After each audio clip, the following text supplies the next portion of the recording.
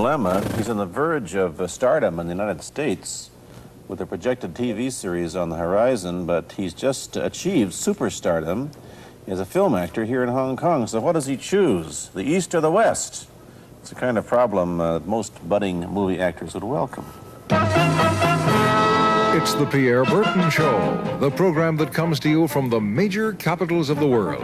This edition comes to you from Hong Kong. And Pierre's guest is the man who taught karate, judo, and Chinese boxing to James Garner, Steve McQueen, Lee Marvin, and James Coburn. The newest Mandarin superstar, known in the West for his appearances in Batman, The Green Hornet, Ironside, and Longstreet. His name is Bruce Lee, and he doesn't even speak Mandarin. And here's Pierre. Well, how can you play in Mandarin movies if you don't even speak Mandarin? How do you do that? Well, first of all, I speak only Cantonese. Yeah. So, I mean, there is quite a difference as far as pronunciation and things like that go. So somebody else's voice is used, right? For Definitely, you? Definitely. You just make the words. Doesn't that sound strange when you go to the movies, especially in Hong Kong, in your own town, and you see yourself with somebody else's voice? Well, not really, you see, because most of the Mandarin pictures done here are dubbed anyway. They're dubbed anyway? Anyway. I mean, disregard. I mean, they shoot without sound. So it doesn't, make any difference. Your lips never quite make the right words, do they? Yeah, well, that's where the difficulty lies, you see. I mean, in order to, because the Cantonese have a different way of saying things, different from the Mandarin. Yeah. So I have to find, like, something similar to that and keep a kind of a feeling going behind that. Something that matching the Mandarin deal. Like the Does old it sound silent complicated? days. Like the old silent days. But I gather in the movies made here, the dialogue is pretty stilted anyway. Yeah, I agree with you. I mean, see, to me, a motion picture is motion. Yeah. I mean, you got to keep the dialogue down to the minimum. Did you look at many Mandarin movies before you started playing in the first one? Yes. What did you think of them when you saw them? Quality-wise, I mean, I have to admit that it's not quite up to the standard. However, it is growing, and it is getting higher and going toward that standard, that what I would term quality. They say the secret of your success in that movie, The Big Boss, which was such a success, you rocketed you to stardom in Asia, was that you did your own fighting. As an expert in the various martial arts in China, what did you think of the fighting that you saw in the movies that you studied before you became a star? Well, I mean, definitely in the beginning, I had no intention or whatsoever that what I was practicing and what I'm still practicing now would lead to this to begin with. But martial art has a very, very deep meaning as far as my life is concerned, because as an actor, as a martial artist, as a human being, all these I have learned from martial art. Maybe for our audience who doesn't know what it means, you might explain exactly what you mean by martial art. Right. Martial art include all the combative arts like karate or karate, judo, Chinese kung fu or Chinese boxing, whatever you call it. All those. You see, like Aikido, Korean, I can go on and on and on. But it's a combative form of fighting. I mean, it's not, some of them became sport, but some of them are still not. I mean, they use, for instance, kicking to the groin, jabbing fingers at the eyes, and things like that. No wonder you're successful in it. Chinese movies are full of this kind of action anyway. They needed a guy like you could... Violence, man. So you didn't have to use a double when you moved into the motion picture world here. You did it all yourself. Right.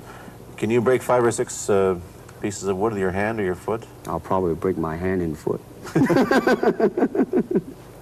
But tell me a little bit... you set up a school in Hollywood, didn't you, for people like James Garner and Steve McQueen and the others? Yes. Why would they want to learn Chinese martial art? Because of a movie role? Not really. I mean, most of them, you see, to me, at least the way that when I teach it, all type of knowledge ultimately means self-knowledge. So therefore, they are coming in to teach them not so much of how to defend themselves or how to do somebody in.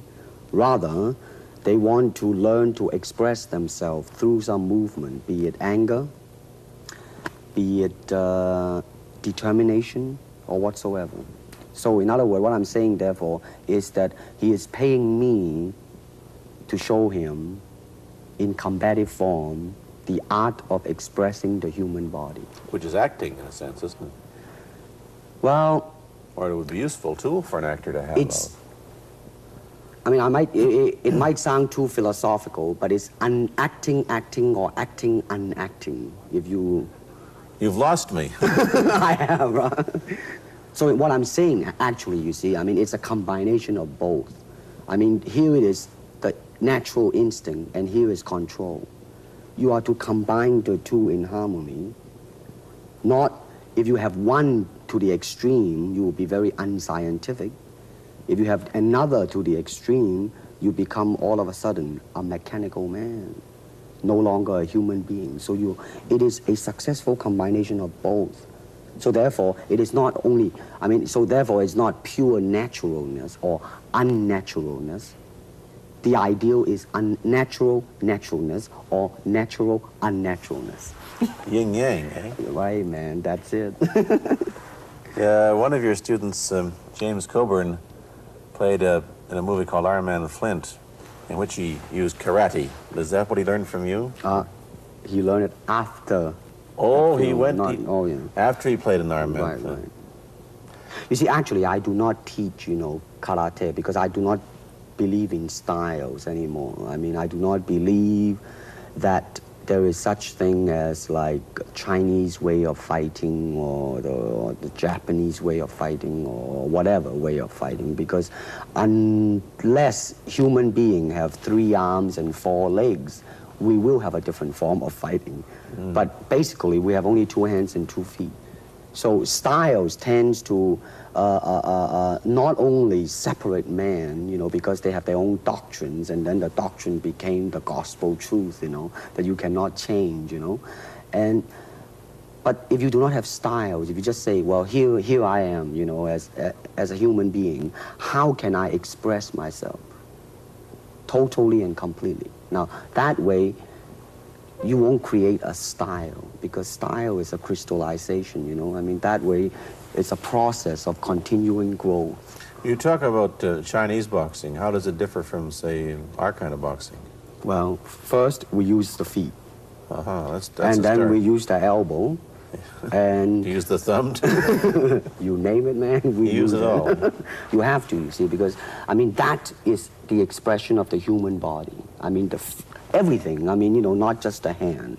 And when you're talking about combat, well, I mean, if it is a sport, now you're talking about something else. You have regulations, you have rules. But when you're talking about fighting as it is, no rules. With no rules. Not real fighting. Well, then, baby, you better train every part of your body. And when you do punch, now I'm leaning forward a little bit, hoping not to hurt any camera angle. I mean, you gotta put the whole hip into it and snap it and get all your energy in there and make this into a weapon. I don't want to tangle you in any dark that right now. You came at me pretty fast there.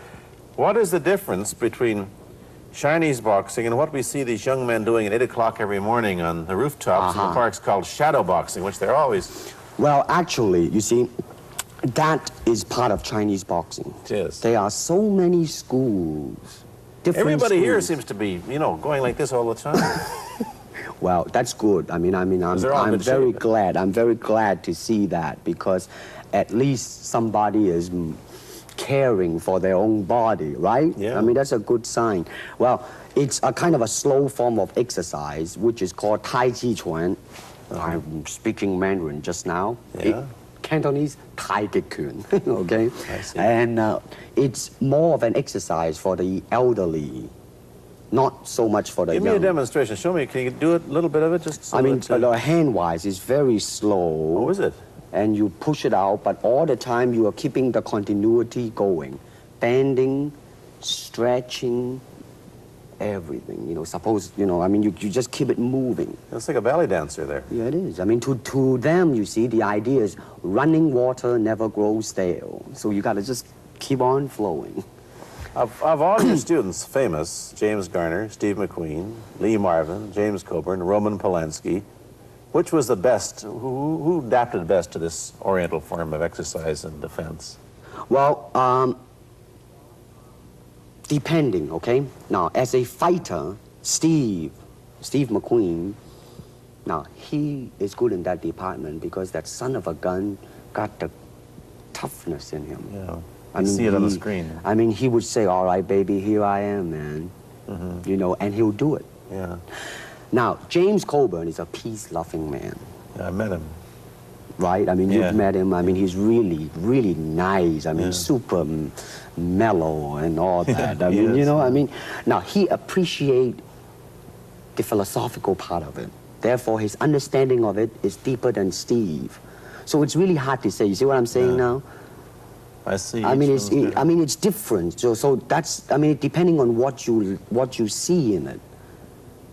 Interesting that we don't, in our world, and haven't since the days of the Greeks who did, combine philosophy and art with sport.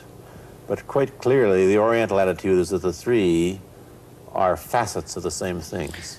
Man, listen, you see, really, to me, okay, to me, ultimately, martial art means honestly expressing yourself. Now, it is very difficult to do. I mean, it is easy for me to put on a show and be cocky and be flooded with a cocky feeling and then feel like pretty cool and all that. Or I can make all kinds of phony things, you see what I mean? Blinded by it. Or I can show you some really fancy movement. But to express oneself honestly, not lying to oneself, and to express myself honestly, now that, my friend, is very hard to do, and you have to train. You have to keep your reflexes so that when you want it, it's there. When you want to move, you're moving. And when you move, you are determined to move. Not taking 1 inch, not anything less than that. If I want to punch, I'm gonna do it, man, and I'm gonna do it, you see? So, I mean, so that is the type of thing you have to train yourself into it, to become one with the, you think? Yeah, this is very un-Western, this attitude. I want to ask you about your movie and TV career, but first we'll take a break. Then I'll be back with Bruce Lee. I've been talking to Bruce Lee mainly about the Chinese martial arts, which include things like Chinese boxing, karate, and judo, which is what he taught when he was in Hollywood. After he left the University of Washington, where he studied, of all things, philosophy, if you can believe that. He did, but that, perhaps you understand why the two go together from the first half of this program. And you can perhaps understand how he got into films. He knew a lot of actors, but I'm told that you got the job on the Green Hornet, where you played Kato the chauffeur, mainly because you're the only Chinese-looking guy who could pronounce the name of the leading character, Britt Reed. I meant that as a joke, of course. And it's a heck of a name, man. Yeah. I mean, every time I said it at that time, I was super conscious. I mean, really now, that's another interesting thing, huh? Let's say if you learn to speak Chinese. Yeah. And it's it's not difficult to learn and speak the word. The hard thing, the difficult thing, it's behind what is the meaning, what brought on the expression and feelings behind those words. Like when I first arrived in the United States, and I look at a Caucasian, and I really would not know whether he was putting me on or is he really angry, because we have different way of reacting to it. See, those are the difficult things, you see. It's almost as if you came upon a strange race where a smile didn't mean what it does to us. In fact, a smile doesn't always mean the same, does it? Of course not. Yeah, I just thought of that. Tell me about the big break when you played in Longstreet. I must tell the audience that Bruce Lee had a bit part, or a supporting role in the Longstreet series, and this had an enormous effect on the audience. What was it? Well, you see, the title of that particular episode of Longstreet is called The Way of the Intercepting Fist. Now, I think the successful ingredient in it was because I was being Bruce Lee. Yourself? Myself, right. And did that part, just express myself, like I say, honestly express myself at that time. And I because of that, I brought, you know, favorable mentioning in like New York Times, which says like the Chinaman who incidentally came off quite convincingly enough to earn himself a television series and so on and so on and so forth. Can you remember the lines by Sterling Siliphant, the key lines? He's one of my students, you know that? Was he too? Yes. You've had everybody as your student. But you read, there were some lines that expressed your philosophy. I don't know if you remember them or not. Oh, I remember that. I Let's said, hear. this is what it is, okay? You're talking to Longstreet, played by James Francesca. I said, empty your mind. Be formless, shapeless, like water. Now you put water into a cup, it becomes the cup. You put water into a bottle, it becomes the bottle. You put it in a teapot, it becomes the teapot. Now water can flow or it can crash. Be water, my friend. Like that, you see? Oh, I see. I get the idea. I get the power behind it. So now, two things have happened. First, there's a pretty good chance that you'll get a TV series in the States called The Warriors, in which you use what, the martial arts well, in a Western setting? That was the original idea. Now, Paramount, you know, I did Longstreet for Paramount, and Paramount wants me to be in a television series. On the other hand, Warner Brother wants me to be in another one, but both of them, I think, they want me to be in a modernized type of a thing. And they think that Western idea is out. Whereas you want to do the Western, eh? I want, because you see, I mean, how else can you justify all these punching and kicking and violence except in that period of the West? I mean, in nowadays, I mean, you don't go around on the street kicking people or punching people. Because if you do, that's it. I mean, I don't care how good you are, you know. But this is true also of the Chinese dramas, which are mainly costume dramas. And they're all full of blood and gore over here. Oh, you mean here? Yeah. Well, unfortunately, you see, I hope that the picture I am in would either explain why the violence was done, whether right or wrong or whatnot. But unfortunately, pictures, most of them here, are done mainly just for the sake of violence. You know what I mean? Like, you know, fighting for 30 minutes, get stabbed 50 times. And I'm fascinated. Let me give you your microphone back. I'm fascinated that you came back. I am a martial artist. You came back to Hong Kong on the verge of success in Hollywood and full of it. And suddenly, on the strength of one picture, you become a superstar. Everybody knows you. You have to change your phone number. You get mobbed in the streets. Now, what are you going to do? Are you going to be able to live in both worlds? Are you going to be a superstar here, or one in the States, or both? Well, let me say this. First of all, the word superstar really turned me off, and I'll tell you why. Because the word star, man, is an illusion. It's something what the public calls you. You should look upon oneself as an actor, man. I mean, you would be very pleased if somebody say, hey, man, you are a super actor. It is much better than, you know, superstar. Yeah, therefore, you've got to admit that you are a superstar. You're not going to, if you're going to give me the truth. I am now. I'm honestly saying this, okay? Yes, I have been very successful. Yeah. Okay? But I mean, I think the word star is I mean, I do not look upon myself as a star. I really don't. I mean, believe me, man, when I say it. I mean, I'm not saying it because I... What are you going to do? Let's get back to the question. Okay. Are you going to stay in Hong Kong and be famous? Or are you going to go to the United States and be famous? Or are you going to try and eat your cake and have it too? I am going to do both because, you see, I have already made up my mind that in the United States, I think something about the Oriental, the true Oriental should be shown. Hollywood sure as heck hasn't.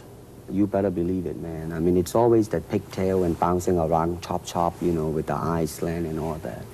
And I think that's very, very out of Is it true that you were, the first job you had was being cast as Charlie Chan's #1 boy? Yeah, #1 son, yeah. No, they never made a movie? No. They were going to make it into like a new Chinese James Bond type of a thing. Now that, you know, the old man Chan is dead, Charlie is dead, and his son is carrying on. But they didn't do that. No. Batman came along, you see, because, and then everything was started to be going into that, you know, that kind of a, which you were in. But is I it... mean, by the way, I did a really terrible job in that, I have to say. Really? You didn't like yourself being part of it? I didn't see it. Let me ask you, however, about the problems that you face as a Chinese hero in an American series. Have people come up in the industry and said, well, we don't know how the audience are going to take a non-American? Well, such question has been raised. In fact, it is being discussed, and that is why The Warrior is not going to be on. I see. You see, because unfortunately, such thing does exist in this world, you see, like, I don't know, certain part of the country, right? Where, like, they think that business-wise, it's a risk. And I don't blame them, I mean, in the same way, it's like in Hong Kong, if a foreigner come and became a star, if I were the man with the money, I probably would have my own worry of whether or not the acceptance would be there. But that's all right, because if you honestly express yourself, it doesn't matter, see? Because are you, how about the other side of the coin? Is it possible that you are, I mean, you're fairly hip and fairly Americanized. Are you too Western for Oriental audiences, do you think? Oh, man, like, how? I have been criticized for that. You have, eh? Oh, yes, definitely. So. Well, let me say this. When I do the Chinese film, I'll try my best not to be as American as I, have been adjusted to for the last 12 years in the States. But when I go back to the States, it seems to be the other way around. You know what I mean? You're too exotic, eh? Yeah, man. I mean, they're trying to get me to do too many things that are really for the sake of being exotic. You understand what I'm trying to say? Oh, sure. So it's really, I mean, it's when you live in both worlds, it brings its problems as well as its advantages, and you've got both. Time to go to a commercial. I'll be back in a moment with Bruce Lee. Let me ask you whether the change in attitude on the part of the Nixon administration towards China has helped your chances of starring in an American TV series. Well, first of all, this happened before that. Yeah. But I do think that things of Chinese will be quite interesting for the next few years. I mean, not that I'm politically, inclining toward anything. No, I understand that. I'm just wondering. But I mean, once the opening of China, I mean, that it will bring more understanding.